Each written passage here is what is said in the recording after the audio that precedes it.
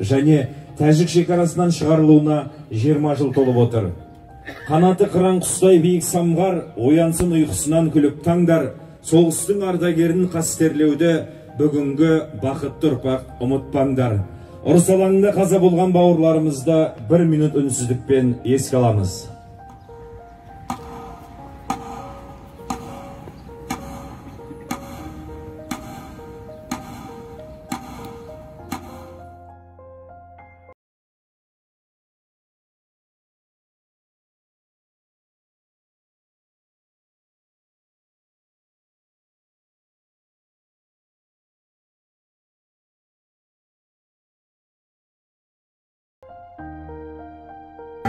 Отан алдында борышын атқара білген азаматтарымыз кейінгі жас ұрпақтың есінде мәңгі сақталары сөзсіз.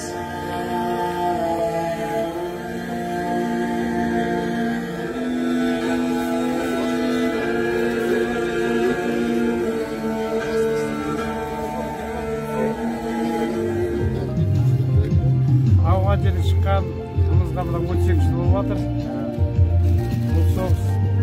1979 жылы декабрь 25-інде басталған, 10 жылға созылды.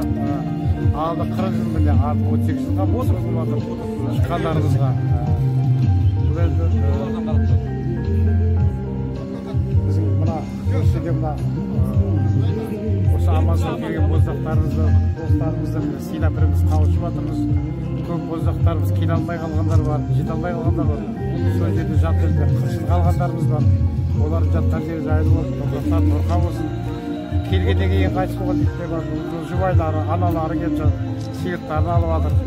Әр жыл осындай 15-те кездесіп тұрады.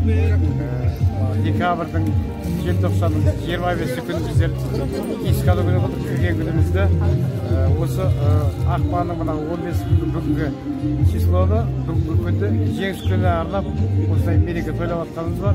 18 жыл болды. Барлығына бізге қызмет жасап жатқан, ішкі саясатқа, ауданға, жастарымызға бәріне сыйлап жатқан алғысымызды айтамыз. Көп қалғандарымыз аман болайық.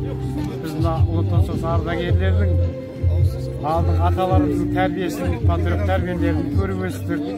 Сол жерде ешқашан жаман соғыс болмасын. Балдарымыз заман тыныштықта өмір сүрсін дейміз. Бірақ осы патриот тәрбие беріп жатырмыз, және береміз де аман есен жүре берейік. Мен Қарасар Жұмахан Кенжебайұлы, нөмір 5 орденің алғаш әскери дайындық бөлімінің мұғалімі, ауған соғысы ардагері. Бүгін ауған жерден шығарылғанына, әскерден шығарылғанына 32 жыл тойымен барлығын құттықтаймыз. Бар ардагерлерге, отанымыздағы барлық осы әскер құрамдарына денсаулық тілеймін, отбасыларына амандық тілеймін. Алдымызда ешқандай соғыс ұрпақтарымыз көрмеген, жас ұрпақтарымыз әскери патриот тәрбиені нығайтып, өз қазақстандық беделін арттыра берсін. Барша қазақстандықтарға денсаулық тілеймін, аманшылық тілеймін.